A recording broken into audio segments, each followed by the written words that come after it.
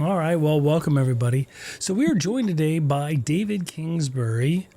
He is an internationally recognized board certified behavioral health professional and leadership expert with unique experience and insight on the effects that technology has had on our lives and other components that we face with all of the information that we have to digest on a regular basis through the technology that we use. And he's been featured in Psychology Today, and we are very honored to have him join us. Dr. Kingsbury, Mr. Kingsbury, welcome, sir. Well, thank you, Dave, for having me on. It's an honor. I admire the work that you're doing. I think it's important, and so it's great to be having this conversation with you today. Well, I'm really looking forward to it. So you have developed this abundance approach, and I really would like to hear how it came to be. You know, given your life experiences and what your clinical practice had been throughout your life. Well, I mean, I could talk for an hour just about that. The long Yeah, I and the know. short of it is, right? So I'm a clinician and a healthcare consultant and a performance enhancement coach, and out of all of that, kind of flowed the abundance approach. So I started in the field really because, I would like to say it's a rags to riches tale. I haven't seen the riches yet, but I've got the rags down, so I think that helps me to relate to people. And so I went through some very difficult things in my childhood, and a big turning point in my life was my faith and coming to Christ, and then that was what you could consider like my first major identity shift. And my life has really been a process of evolving identities. Now I didn't really realize kind of that was the pattern until later, and so when I kind of made that first shift, I decided that I wanted to help other people to overcome things that I've dealt with. Such as I went through some trauma and things like that as a child, was diagnosed with PTSD later in life, and struggled with substances, as trying to cope with that. So I wanted to help other people who had experienced really difficult times, and that's why I became a clinician. So I started ground level, just working in the clinics and helping people with mental illness, kind of moved up through the ranks into more management roles, leading intensive outpatients, and became an executive at a treatment center, launching and scaling, creating new treatment centers. And that was an identity evolution because I had to move from being a healer into being a leader. And out of all those experiences is Right. where I launched my business, Kinged, and it has two focuses.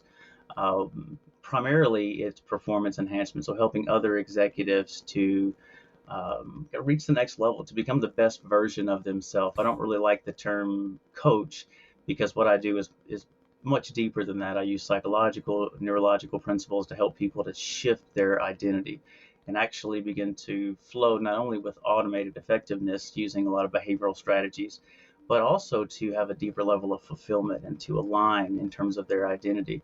And the abundance approach flowed out of that. The other thing that King does is I provide healthcare consulting for treatment centers to launch, to scale, to add to their service array. And really, one way to think about the abundance approach is it's a framework that helps leaders to operate or to upgrade rather their human operating systems. So kind of to speak the language of your audience. So I work with executives who are successful on paper, but they're running outdated internal code, and that leads to stress, difficult transitions, or misalignment. So my focus is on optimizing the leader behind the system. So clarity, culture, performance, all of those things elevate together. Excellent. You talk about like the hidden operating system of leadership. Could you explain that a little bit? Well, we live in a world where tech is increasingly seen as the driving force behind success. But in all that noise, I think that we're forgetting that the leader is the organization's operating system. When a leader's inner architecture, their values, their mindset, their focus becomes misaligned, the entire enterprise experiences performance lag, right? Just like corrupted code. And you can't optimize what you don't understand. And so most leaders never examine the internal operating systems that drive their decisions. And we could go deep with this, but essentially we have neurological automation systems. So it works kind of like this. So when we're growing up and we learn something new, it takes a lot of effort and concentration to. Some examples I use is like learning to tie your shoes. You have to really focus. How do I make the loop? How do I do this? And then later in life, right, you learn to do more complex things like driving a car or performing a task at your career. And once you do those things enough times, then it's automated. Like you don't have to think about tying your shoes. You don't have to think about driving a car. You're driving, playing Yeah, with the radio. it creates those synapses. Yeah, it like connects the synapses in the mind, right, where it becomes automatic. It's almost like the development of a habit. Exactly. So there's two neurological systems there. So the first one is just behavioral. And the challenge here is that the brain doesn't discriminate, right? So if we are doing something good for ourselves, we're eating healthy, we're exercising, whatever, the brain doesn't go, okay, well that you're doing that, that's good for you, so I'm going to automate it. But when you come home from work, you veg out on the TV, eat a bunch of junk food, smoke a bunch of cigarettes, that's bad. We're not going to automate that. The brain says if you do it enough times, I'll automate it. And so that's one level, is that we have all of these programs, these layers of programs that are just running, and we're mostly on autopilot. Now, the other layer to this is our subconscious, and these are things that we may not even be aware of, but they're beliefs and values that we hold. Some of those go back to childhood. Some of those are things we kind of pick up along the way, but they not only determine the actions that we take, but in fact, they become the filter through which we see life. So whether we see opportunities or whether we see something as scary and to be avoided, a lot of that comes from places of which we're not even aware. Uh, so ever seen a founder turn white as a ghost when dealing with a state worker? I have a perfect example of subconscious sabotage. It comes from, we'll just call him an energetic CEO that I worked with. So he started 1,000 things, but rarely finished one. And his go-to fix for chaos was throwing money at it. So one day he was juggling new deals, investors, marketing launches, and a state auditor showed up unannounced. So ever the charmer, he tried to win the inspector over with jokes, and in the process, he was proudly showing off photos on his phone from a recent team building event, until he swiped to a picture of an employee that was bloodied and bandaged from an accidental injury that day. So the inspector, whose focus was workplace safety, was not amused. Oh And so no. let's just say that was the day the CEO learned that multitasking and mindfulness aren't the same thing. So we focused there, Right. and once he rewrote his neural automation to realize being busy isn't being productive, his business took off. No chaos, no burnout, and no mangled limbs on display for safety inspectors. So that's kind of an example of how it works. Yeah. Well, that's a really good. So that's a very practical example, and that makes sense. You bring up a good point about multitasking and being able to actually comprehend, and how being busy is not necessarily being productive. Like, what does the neuroscience say about that? Like, people always feel like they're able to multitask. I hear it all the time. Oh, I'm just a multitasker. I'm able to do all these things. And I find that like they miss deadlines and they're not productive and they're more frazzled and more stressed, right? Is it like we have, in my assessment, 10, 15, 20 years ago, right? We had our kinetic physical world and we had our technology world, right? And if the technology went down or whatever, overall we were still okay. Like we still had processes and procedures and things to do.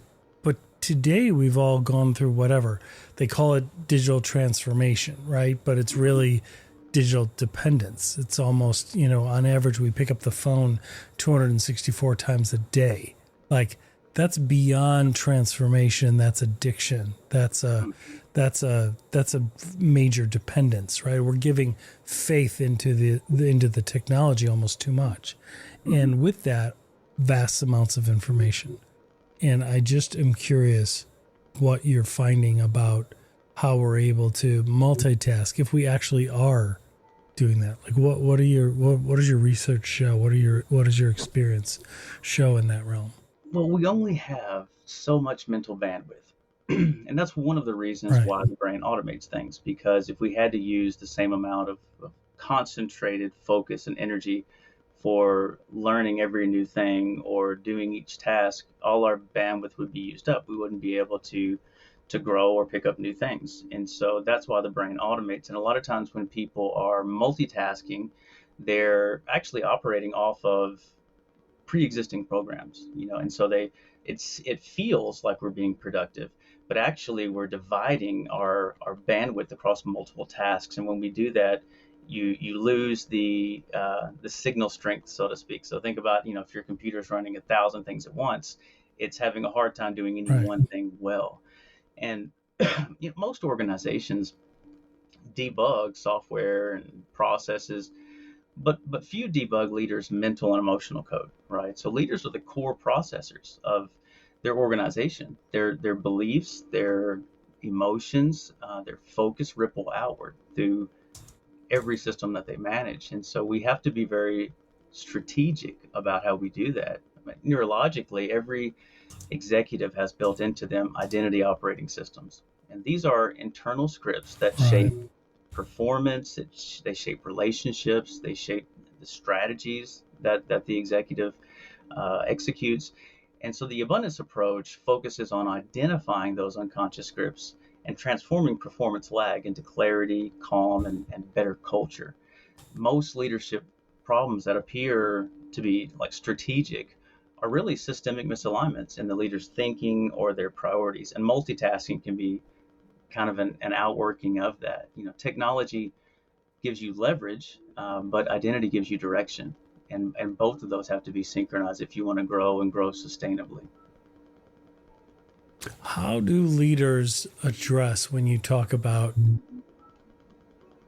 adjusting their identity? Like I would think with a big ego, they would feel, "Hey, my identity is fine, leave it alone." Hmm. Right? Like how do you explain it to them so that it makes sense? Well, that's one of the challenges in terms of talking about what we do, because when someone reaches out for help, right, what they're focused on is something external, right? So there's some kind of problem that Mm-hmm. they're looking at. There's some kind of thing that needs to be addressed, and very seldom, and this is just a human being thing, we tend to not look inward and say, well, maybe it's me. But taking a step back is the key to figuring out, how do I solve these problems? Because if we can fix the identity issues, we can find the corrupted code, the subconscious programs that are causing us problems in relationships, in our work, in our whatever it is that we're doing, then the solutions become self-apparent, right? It becomes organic. You kind of Mm-hmm. outgrow your problems.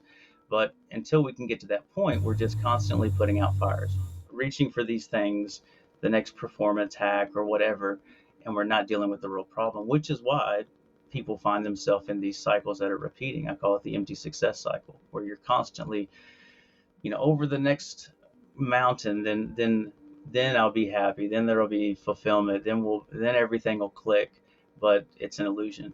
And those things don't happen. High Yeah, because performers. happiness is, yeah. I mean, we speak about this often. Happiness is fleeting. There are Mhm. moments, right? But fulfillment overall is like a level of contentment, right? And Mhm. that's really what people are, when people feel happy overall, that's really where they reach better fulfillment. Is does that make sense? Yeah. Well, our happiness, our sense of fulfillment flows from our perception and from our values. And so this is getting into the identity work. Um, Right. you can put a new coat of paint on a car, but that doesn't mean that the engine's going to run well. And I think a lot Right. of executives do that. We add bells and whistles and we make our offerings more shiny and all these different things. But in the end, the performance isn't there because there's internal issues. Like high performers often burn out not from overwork, but from misaligned.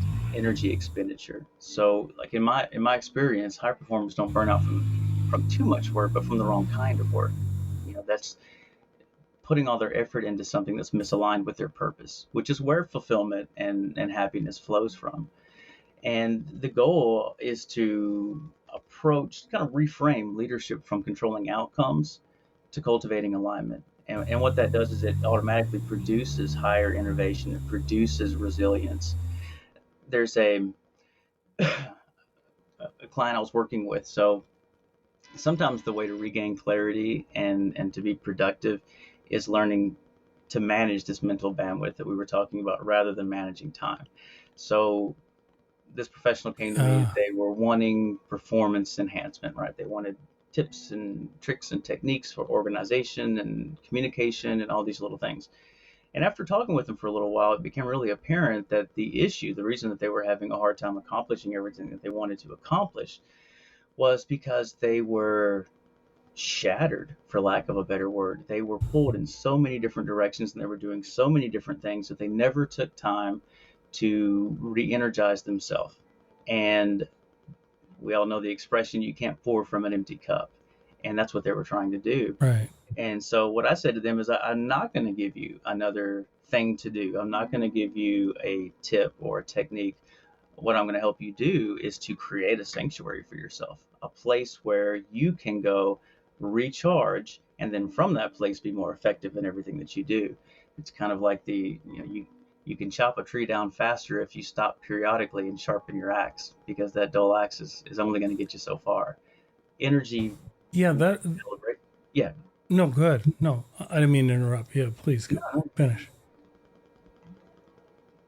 Yeah, Go, so that to me sounds like they would be making better decisions then, right? Because when somebody is pulled in all these directions and they're shattered, right? They're more prone to like decision fatigue, right? well, you can't scale misalignment, right? So no amount Right. of effort compensates for energy spent in the wrong direction. And we've Yeah. all seen a lot of that, where you can literally drive your company and your efforts into the ground by, not that it's a bad idea or that what you're trying to do isn't a positive thing, but you're going about it wrong and you're misaligned internally. And like in IT, uptime is the goal, right? For human systems, Right. alignment is the uptime. And what Mhm. makes that so critical right now is the sheer cognitive load that leaders face every day, right? And I think that this data overload is today's silent performance killer, right? Clarity is the ultimate competitive edge. We all know that. Those that rise to the top of the market, those that are killing it with their offer, with their product, are those that Yeah, have a they're very like clear, single focused. They eliminate the noise, right? They yeah. stay focused on what's mission critical and avoid false positives. They avoid the noise. Hmm. Well, I mean, that's neurological Makes too. sense. Modern Yeah. leaders are drowning in inputs like email, data, meetings, this constant overflow of information. But they're starved for reflection and synthesis. Like in neuroscience, it shows that there's a part of the brain called the executive control network, and it collapses Hmm. under cognitive clutter, especially chronic cognitive clutter. And what that does is it leads to being reactive, right? Impulsive, indecisive behavior. And so identity level clarity, it reduces that noise, it strengthens the brain's ECN, and identity acts as a mental firewall, right? It filters information through purpose rather than panic. And so there's a simple technique that restores your brain's executive function. It's called the 3-question mental reboot. So what you do is you pause, which is that can be the hardest part in the midst of 10,000 things that need to be done. The calendar stays packed, but pause. Find a quiet space, even 5 minutes, where you're alone, where you're not distracted, and then do like an antivirus scan across 3 areas. Like number one is what matters most right now. What's the priority? What do I really want to accomplish here? And there's lots of ancillary things that we tend to chase rabbit holes, but what's important right now? The second is, what story am I telling myself? because we as human beings are creatures that are intimately connected to stories. Stories bring meaning and they bring direction. And sometimes we can be telling ourselves a story, uh, to be blunt, that's a lie, or that isn't the story that's going to get us where we need to go, because to do something different, we have to be something different. And then the third thing to watch for is, what am I avoiding? Because these things that maybe it's painful, maybe it's uncomfortable, maybe like we were talking about, looking inward, looking deep, maybe I'm the cause that my team is in disarray. What am I avoiding about this? Do I need to have a conversation? And those things will kind of help the brain to recenter and refocus, and it will capture that energy back so that we can move forward with purpose and with vision. Just a little quick thing you can do. Yeah, that's helpful. Um, Let me ask you about decision fatigue. I mean, I've read a lot about it, and I know that, like Steve Jobs, everybody Mm-hmm. knows he used to wear, like the same black turtleneck all the time. And when asked in interviews, he said, it's because I can only make so many decisions each day. And some of my decisions can destroy somebody's career or make a career or be $100 million decision. He's like, I can only make so many a day. I don't want to have to worry about what shirt I'm wearing when I'm doing that. So he Mm-hmm. just kind of automates that. Mm-hmm. And then when I had spoken to Chris Voss, the FBI hostage negotiator, about his book, his Black Swan method, and his book Never Split the Difference, he talks about decision fatigue and how in the late mornings is one of the best times to actually ask people to make difficult decisions, not toward the end of the day when they've misfired and things are blowing up and they're inundated with a bunch of information. Well, how does that play into this? Because it seems related to me, to all this. Yeah, well, so you wouldn't do a big important download if your phone's battery was flashing, right? And that, but we do that. Correct. Yeah, that's a And, good in our analogy. Right. businesses, in our lives, we make these huge decisions when we know that we're exhausted because it's important, and I've got to get this done. But the same way that cybersecurity, protects systems from malicious code, leaders have to protect their minds from mental malware, and that's distraction, that's doubt, and what we're discussing, overload. But any antivirus is only as good as what it can detect. So, like, how do we spot these leadership pitfalls? Well, mental malware looks like overthinking, overchecking, overcommitting.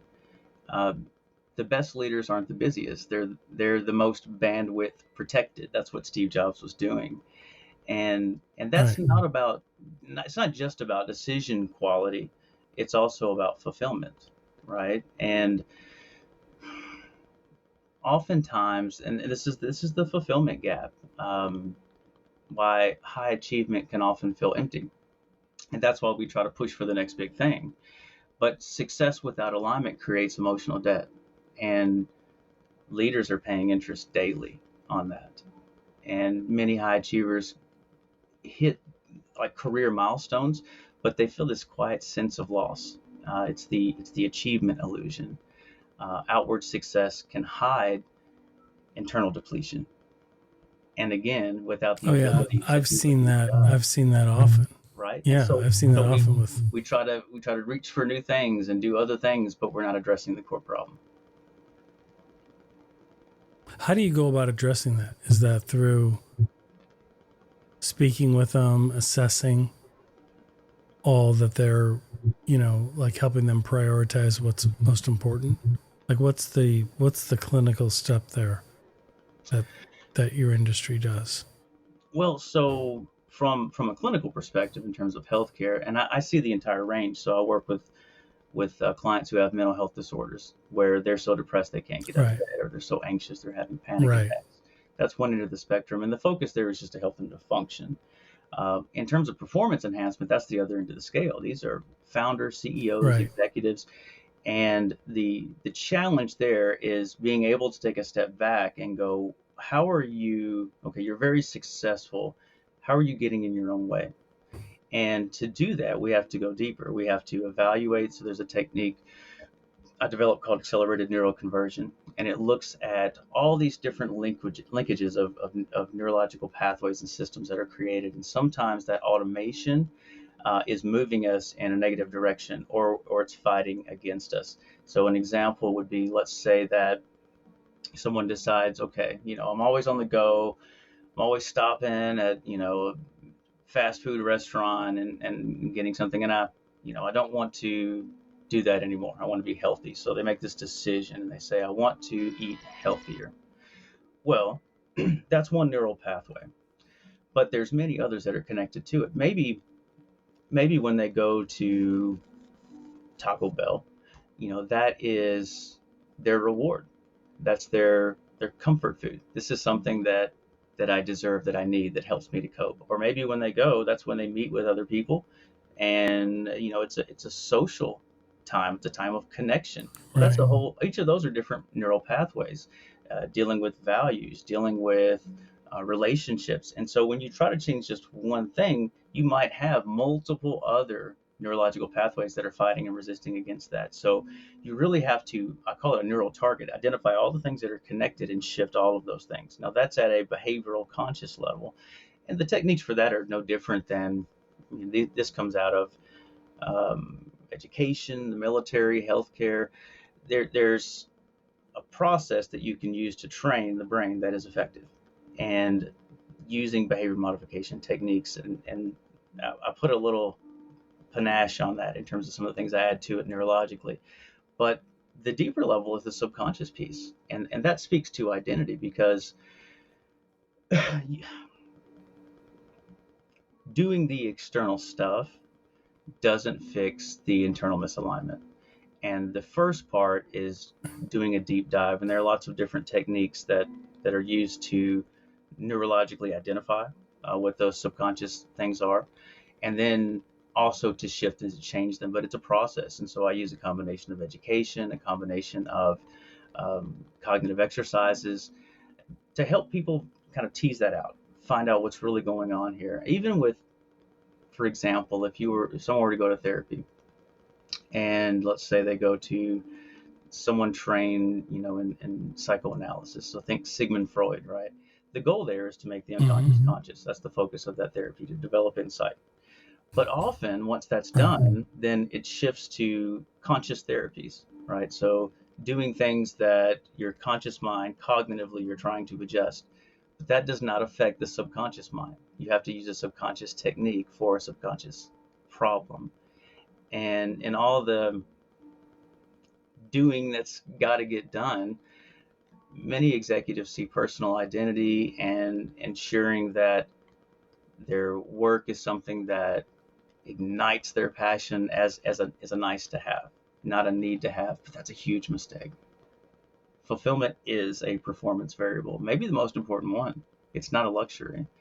And the work that I do, the abundance approach, really reframes fulfillment as a strategic asset, right? It helps leaders to supercharge the thing that counts most, their purpose.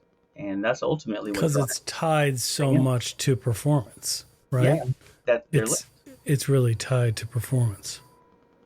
When you're talking to leaders and you're working on their performance and you address the subject of identity, right? How are they forming their identity? Like there's things that people find comforting or inspiring or brings them energy, brings them moments of joy. But then there's also the identity of what the view that other people have of them, right? The external validation and things. How do you address that? Is there a, like, I guess I'm asking, like, how do you define somebody's identity, and how are we getting it wrong oftentimes? So identity is complex. One of the things that we're taught is that personality, identity is fixed, right? And there's some Mm-hmm. truth to that, but identity also, because it flows from our beliefs and from our values, some of which we're aware of, some of which we're not. And that's what creates internal friction and cognitive dissonance. Those things come from our parents, how we grew up. They come from culture. They come from experiences that we've had. But essentially, part of it is this automation. When we repeat something enough times, it becomes embedded in the subconscious. Bigger than what we do is what we tell ourselves. And so I talked a moment ago about Right. the stories that we tell. There's an entire branch of psychotherapy called narrative therapy, and it has to do with these stories. And those stories make up our identity. And if we don't begin to evaluate the story and see, if you're trying to be a successful executive or operate a successful business, but you have a story that goes something like, life is unfair, I always get the short end of the stick.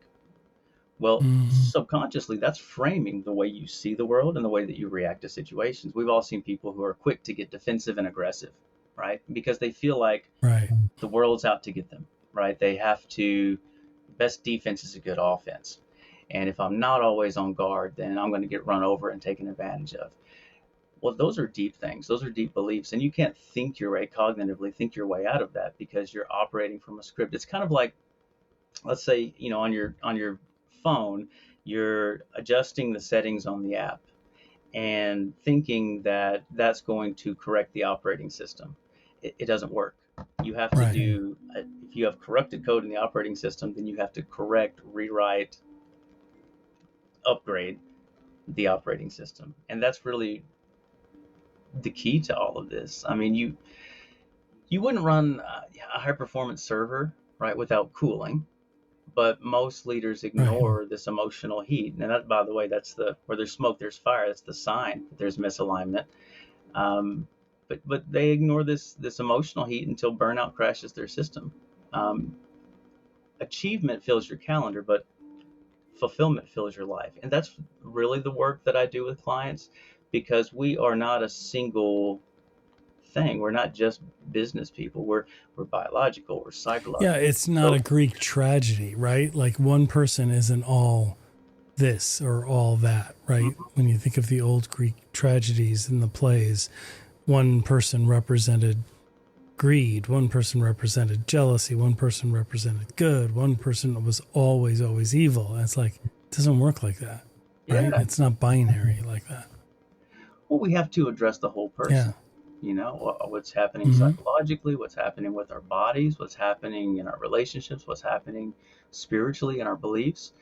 There's a myth of this work-life balance. The goal isn't balance; it's integration. Balance implies two Right. sides competing, and well, it can feel like sometimes our mind and our body are competing or our relationships, but integration means one identity expressing itself everywhere.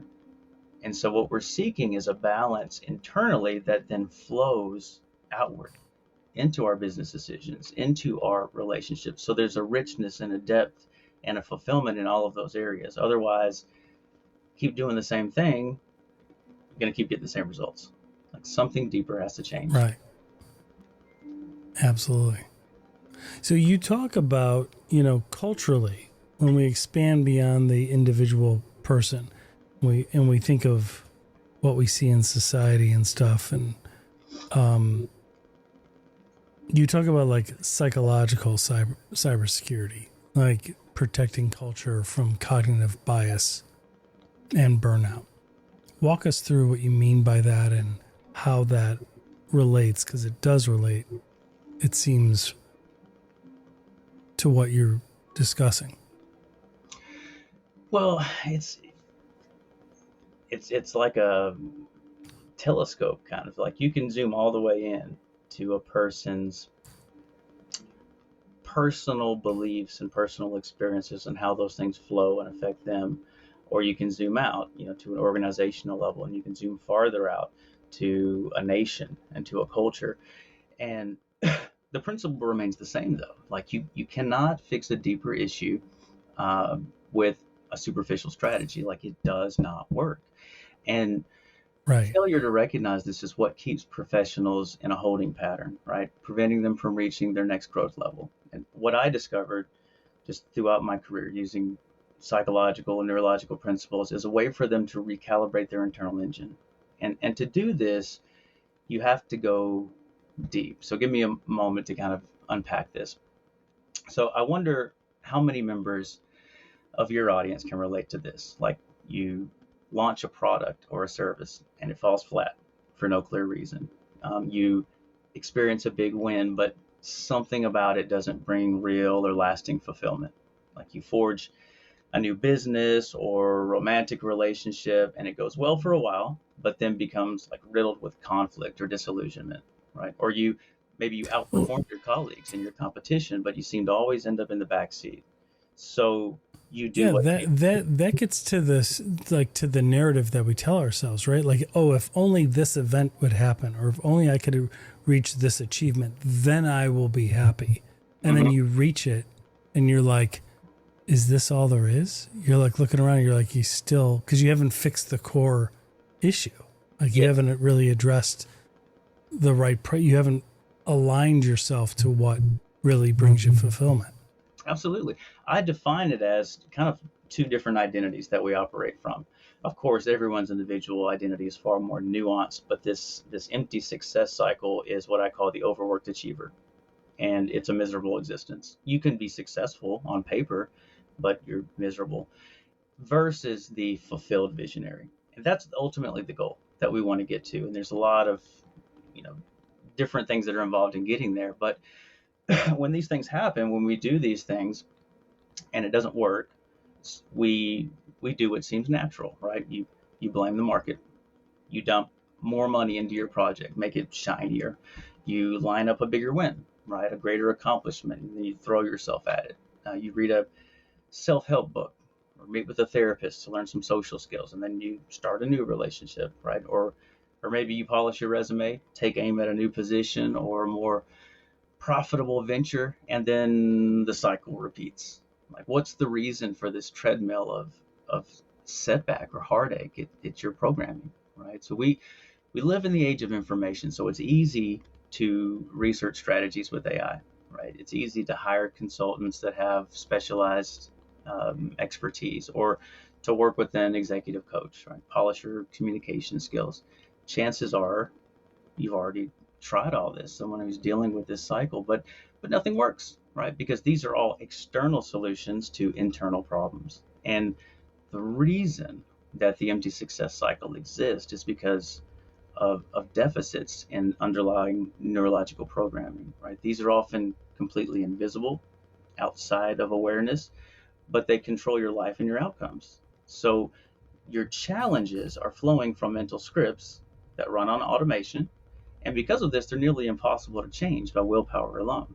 There are things that, if confronted about, you would deny and probably would never even say out loud because they're so deeply embedded in your subconscious that you don't even realize that they're there. Here's examples. There's scripts like, I don't deserve to be successful. I have Right. to hustle. So self care is a luxury. Or I'll never be happy. Or no amount of achievement is enough.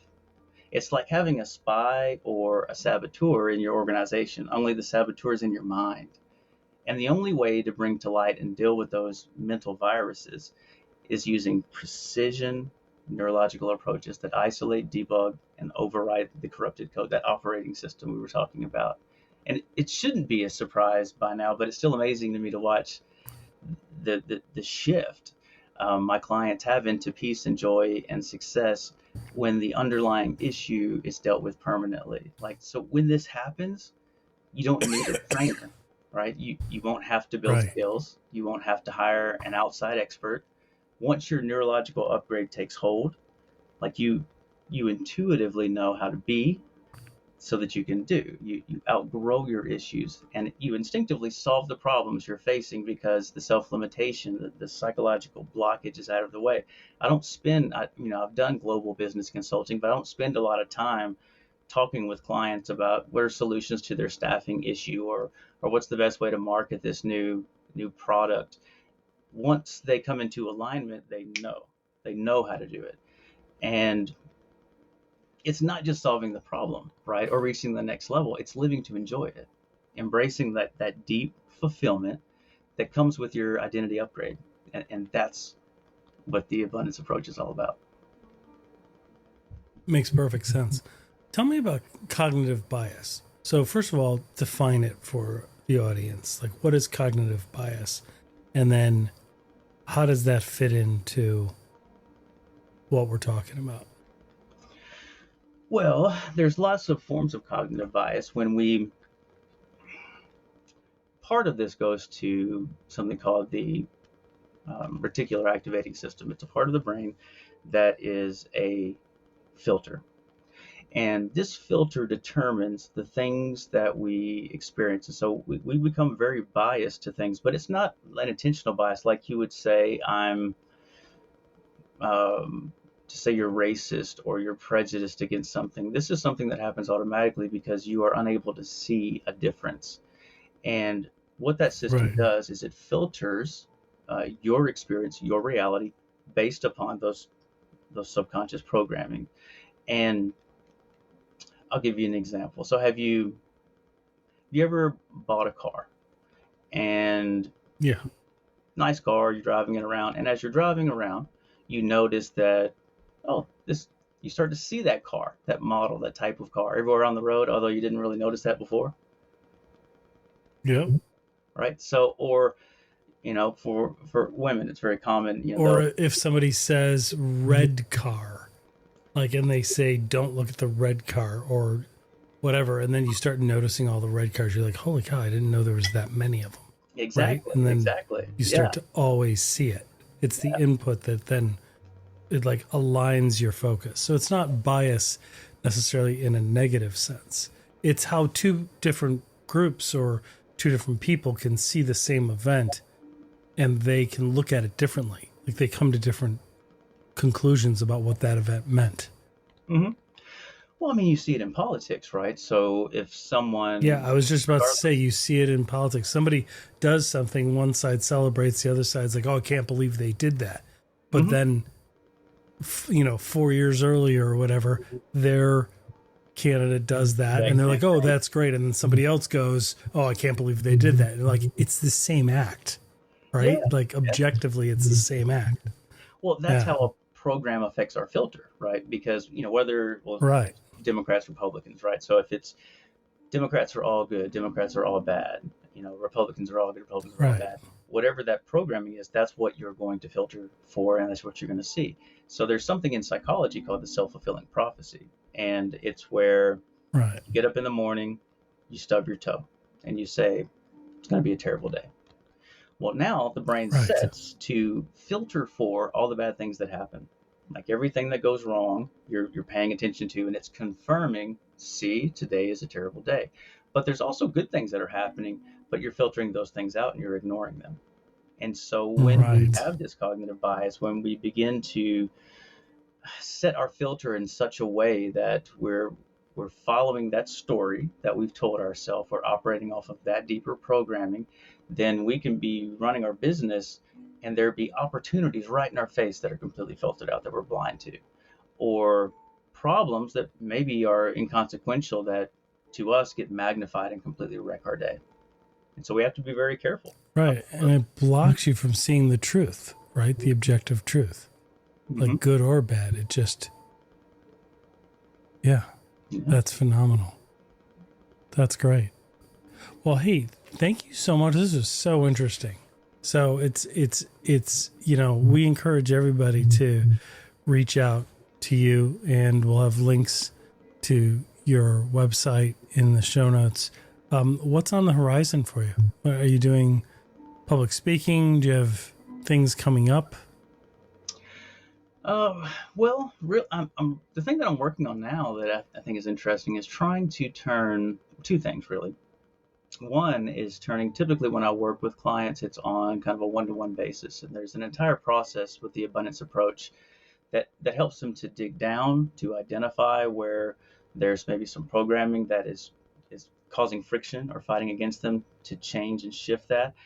But moving from a primarily one-on-one model to more of a group model, I think will be a force multiplier, so that we can kind of offer it at a more accessible price point, and then also have multiple people go through it. So kind of building, recording videos and the things that I teach and different things like that, and workbooks and Scale it, right? Yeah, like scaling. really be able to scale it. Right. And Yeah. the second part of that is whenever I do I'll call it a free consultation call or sales call, whatever you want to call it. I'm not big on sales calls. I think for a good fit, it's natural.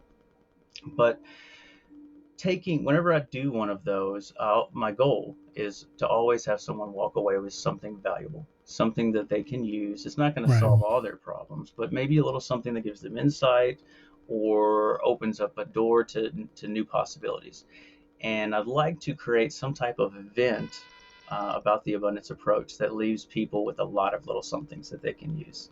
Just something free of charge to kind of introduce them to the concepts. And if they see that this is something, you'll know if this is speaking to you, if there's some things. And one of the ways you'll know is like doing the same thing and expecting different results. You notice a pattern in your life, or you notice there's this stuck point, or you notice that everything seems to be going well, but I feel like something's missing.